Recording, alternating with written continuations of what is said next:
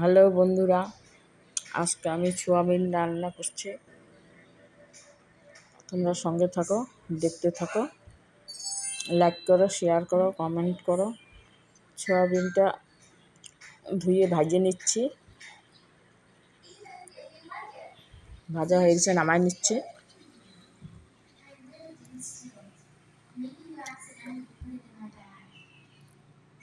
কড়াইতে তেল দিয়ে দিচ্ছি।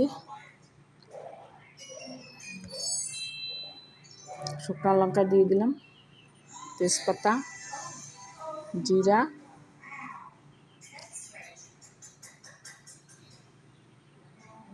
লঙ্কা বাটা, কাঁচা লঙ্কা বাটা,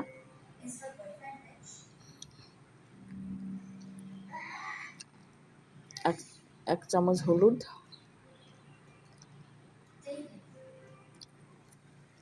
স্বাদ মতো লবণ, পটল আর কাঁঠালি বিচি টুকরা করে কেটে রেখেছিলাম, ভেজে নামায় নিচ্ছি। এখন পটলও দিয়ে দিছি, সোয়াবিনও দিয়ে দিছি। হালকা জল দিয়ে দিলাম।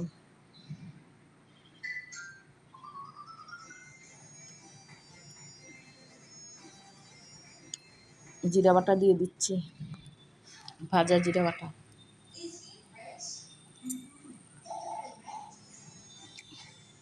হয়ে গেছে, নামায় নিচ্ছি।